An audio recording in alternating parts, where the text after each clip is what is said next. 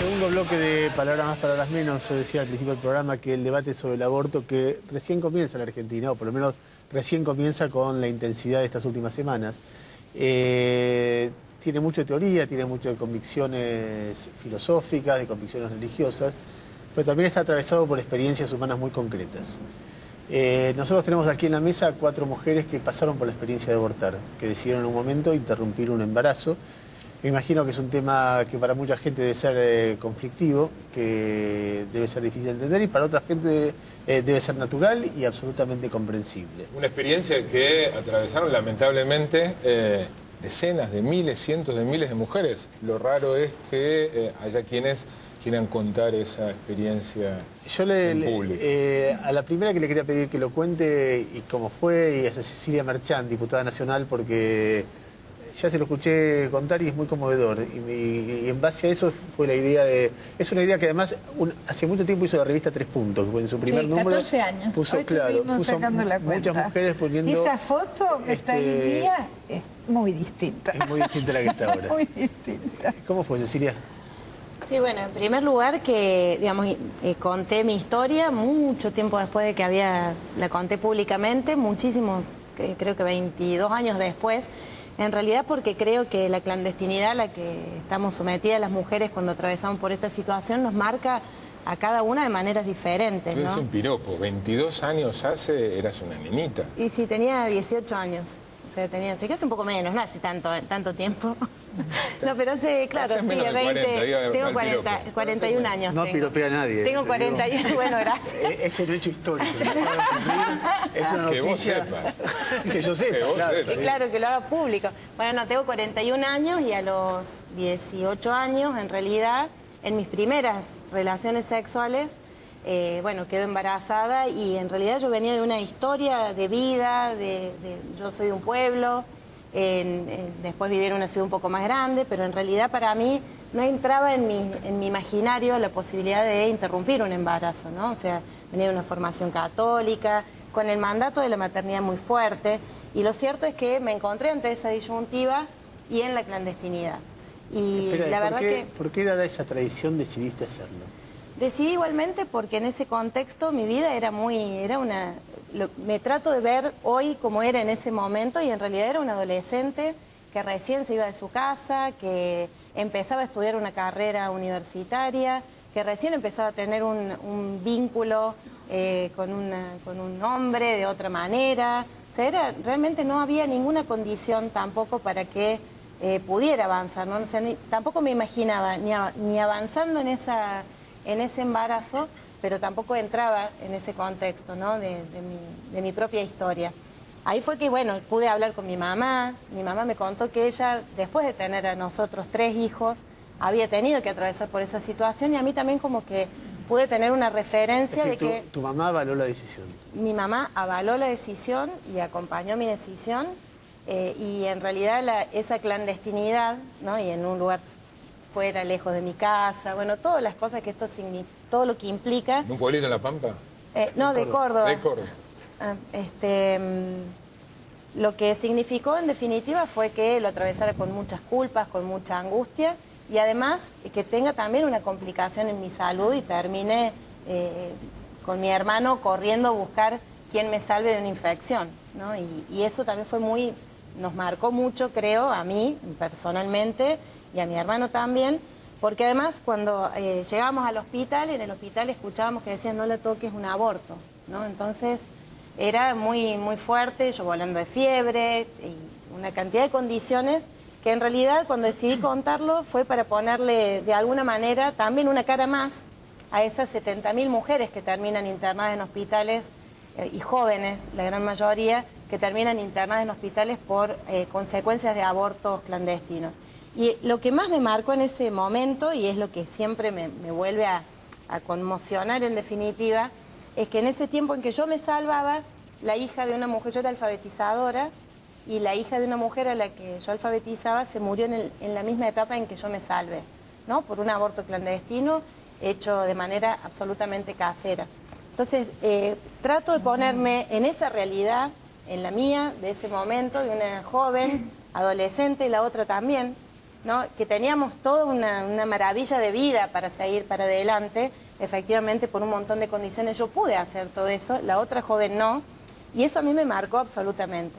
Pero tanto me marcó y tan fuerte es la clandestinidad y lo que eso implica y el miedo a morirse en ese contexto también, que, por ejemplo, a mi hija, que ya tiene 20 años, que es una persona hermosa como mujer, como persona que tiene capacidad de ponerse en los zapatos de las demás y que además avala absolutamente y es una de las que también pelea por estos derechos, nunca se lo había podido contar. No, se lo conté el año pasado, antes de tomar la decisión de hacerlo público. ¿Y? Pero quiero decir que es... Y mi hija, bueno, también nos emocionó a ambas porque en realidad tenía que ver... ¿A qué edad se lo contaste? El año pasado, tenía 20 años. La misma edad que vos. La misma edad en que fui mamá, ¿no? La misma edad en que yo fui mamá. Entonces, después bueno, rápidamente quedaste embarazada de nuevo. Sí. ¿Y sí. por qué dijiste tenerlo la segunda vez? Si era casi la misma edad, la misma situación. Fueron 2 años existencial. después. Creo que habían, para mí, la idea de la maternidad me atravesaba muy fuerte, de una manera muy intensa. Yo vengo de una familia de italianas, ¿viste? Donde somos todas madres, donde no hay otra visión distinta de la realización también de la mujer, que no sea también a través de la maternidad, y eso también es muy fuerte, ¿no? Es muy fuerte para todas nosotras. Por supuesto que soy una feliz madre, o sea, amo a mi hija y realmente he sido muy feliz en mi maternidad, pero me ha costado un montón. O sea, lo cierto es que... ¿Nunca mirando hacia atrás, Cecilia, tuviste dudas de lo que hiciste? Yo creo que sí, siempre. Siempre tuve dudas, incluso de ser madre a los 20. Tuve dudas y me trato de ver a los 18, a los 20, y me veo tan chiquita, veo a mi hija y pienso e intento evaluar cómo era también mi historia en ese momento y siempre tengo dudas. Hay cosas que hubieran sido muy diferentes en mi vida, tanto en una decisión como en la otra. O sea, ser madre a los 20 años y estudiar y terminar una carrera, trabajando, tratando también de aportar desde la acción social, desde el trabajo, desde la militancia, un montón de cosas. No fue una tarea simple para una chica que hoy las veo, una de 20, de 18, y digo, bueno, realmente fue para mí muy intenso y logré hacer un montón de cosas con un esfuerzo quizás mayor que otras compañeras mías en la facultad, que otras compañeras que tenían trabajo igual que yo. O sea, fue difícil.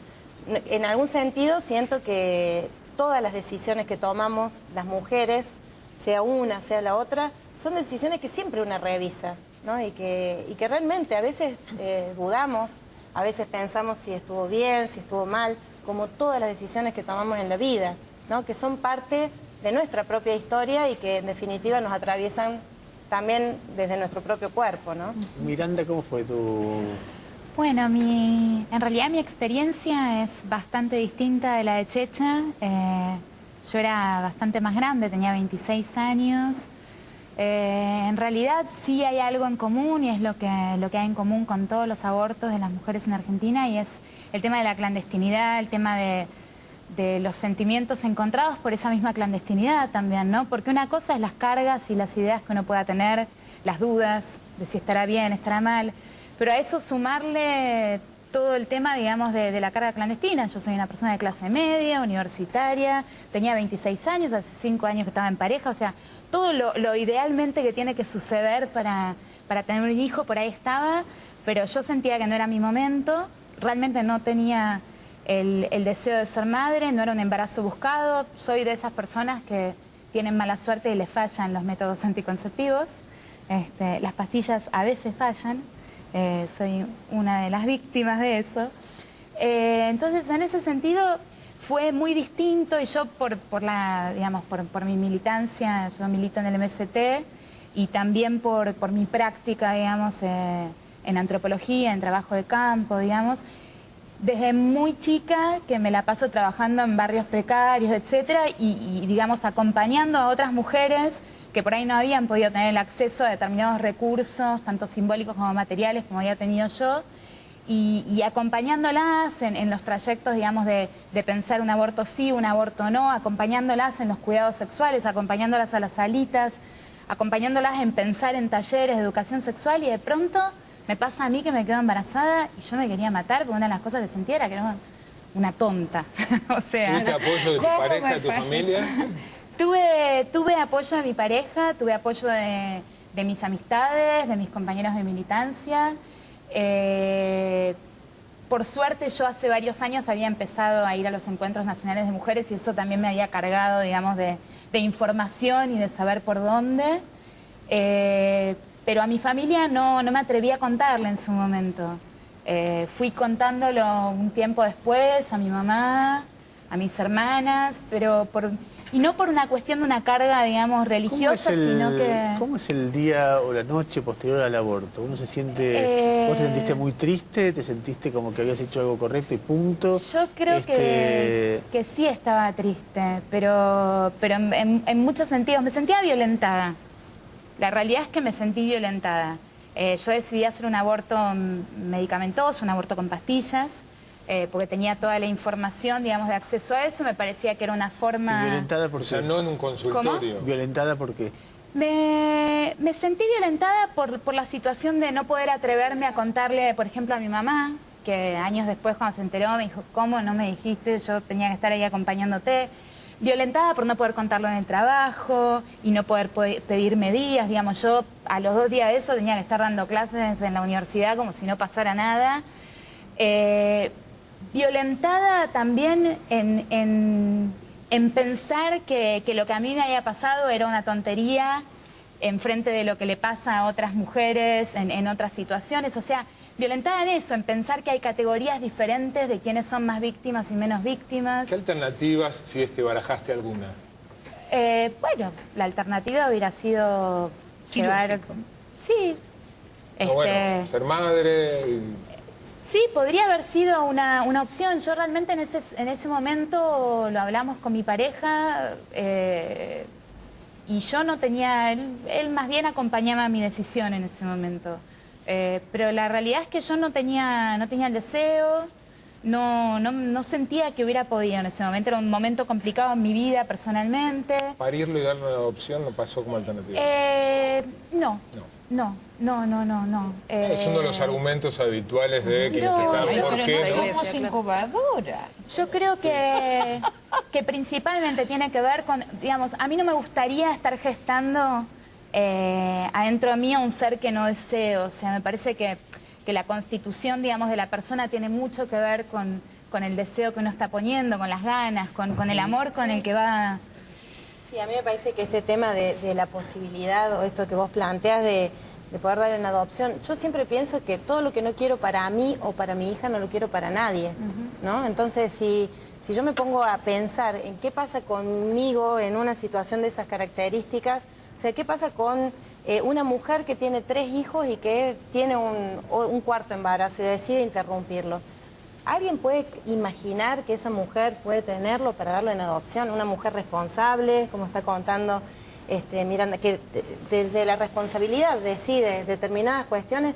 ¿Cómo podemos pensar que una mujer puede avanzar en un embarazo para después entregarlo en adopción? Realmente me parece que es un debate que rápidamente se desmorona, ¿no? Porque no tiene absolutamente nada que ver con... Cecilia Lipsi, que es socióloga, investigadora y también es presidenta de esa asociación, tiene ahí el pañuelo verde, Asociación de Especialistas Universitarias en Estudios de la Mujer.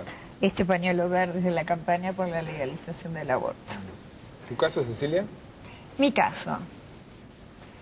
Bueno, mi caso fue un caso común, absolutamente común, un aborto quirúrgico. Yo soy de la época, soy más grande que de las presentes. De una parte fui, digamos, la cola de la generación de la revolución sexual. Pero de todas maneras, como vos dijiste, hay métodos anticonceptivos que a veces fallan, una falla también, y eso es lo que pasó.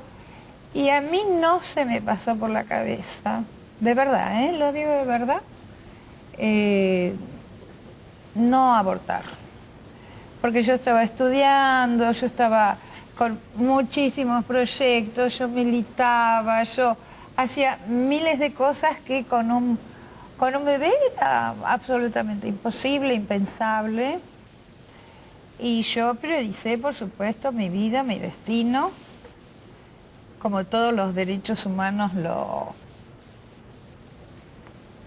lo plantean que uno tiene, uno y una, tiene el derecho a decidir su vida y su destino.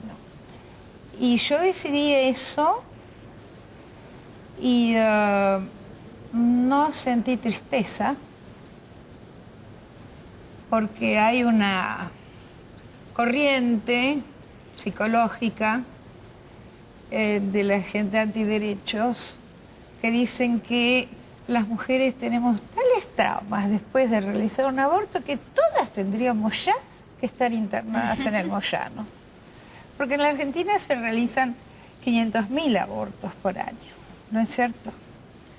Esas son las estimaciones más conservadoras. Entonces, fíjate vos, si todas esas mujeres después de realizar un aborto se quedaran con traumas psicológicos, no alcanzarían los manicomios, los consultorios psiquiátricos, los médicos, no alcanzaría nada. Las mujeres no nos quedamos con ningún trauma. Tampoco es un trámite. Tampoco es un trámite. Tampoco es un trámite, pero hay que desmistificar que es un hecho desgarrador, etcétera, etcétera. Todo depende de en qué condiciones se realizan. Yo lo realicé en condiciones con mucho apoyo por parte de mi grupo político, el médico era un compañero, bueno, en fin, todo eso, por supuesto que no lo comenté con mi familia. Andrea. Eso desde ya que no. Bueno, mi experiencia también fue distinta, creo que todas las experiencias son particulares y de hecho yo ya había decidido no ser madre como elección de vida, entonces no tuve ninguna duda al respecto. Conseguí una médica que era feminista, que me cobró carísimo. ¿Por qué no ser madre es una elección de vida? Porque... Es una elección, como ser madre es una elección. No, está bien, pero decidir no ser madre a priori o como... Ya era grande y ya había decidido que no quería tener hijos. De hecho, eso es lo que se juega también en el debate sobre el aborto, ¿no? La posibilidad de que las mujeres, no se es mujer solamente si se es madre, sino que hay muchas formas de ser mujer. Y de hecho había conseguido una médica feminista que me cobró carísimo. Es carísimo. Lo y que hoy sería... Lo que hoy sería 5.000 pesos. 5.000, es lo que está contando. Eso cuesta un aborto. Claro, en condición clandestino, pero en condiciones médicas. Yo tuve monitoreo cardíaco, anestesista, una sala donde me desperté súper hermosa, como de un hotel, con un desayuno al lado. Es decir, lo que se siente de todos modos es que la clandestinidad tiene un peso. Me acuerdo que la médica casi que me pedía disculpas por el precio y me decía, imagínate que además de pagar mi sueldo y el de los médicos que me acompañan, tengo que pagarle a la policía, a la municipalidad. La clínica clandestina funcionaba en un departamento de lujo a 4 cuadras de la Casa Presidencial de Olivos, en la avenida Maipú, ¿no? En Olivos. Entonces ella se atajaba de tener que pagar todas las coimas que hay que pagar para mantener la clandestinidad. De hecho, el aborto clandestino es un negocio también y que acabaría, y que acabaría con... Esta médica era fabulosa, pero hay médicos que en público se oponen al derecho al aborto porque en privado hacen un gran negocio con esta práctica. La sensación de todos modos es que... ¿En serio hay médicos? Sí, por supuesto, que además en el momento... en público hacen campaña en contra del aborto. Por supuesto, que además cuando te practican el aborto se agreden y te acusan de ser una mujer de vida fácil, digamos. Que sí sabemos de unos cuantos. Tan caraduras como para una cosa Sí, claro. Hay médicos que no han aceptado por objeción de conciencia hacer un aborto que ya es legal hoy en caso de violación y que plantean que no y tienen su clínica privada y tienen su consultorio. De todos modos, la situación de nosotras somos mujeres de clase media, con padres profesionales o trabajadores que han llegado a tener alguna posición. No es la misma, como decían las compañeras, de la gran mayoría del país, de las mujeres trabajadoras, de las mujeres jóvenes de los barrios populares, que son las que sufren las consecuencias para su salud y que son también las que mueren por los abortos clandestinos, ¿no? Que esto es lo más trágico, porque la realidad de esos abortos de 5.000 pesos es para algunas pocas. Desde el año 83 hasta hoy, es decir, por eso nosotros hablamos que es una deuda de la democracia. Desde el año 83 hasta ahora han muerto 3.000 mujeres por abortos clandestinos. A las 4, gracias por venir, gracias por el testimonio. No, gracias a ustedes.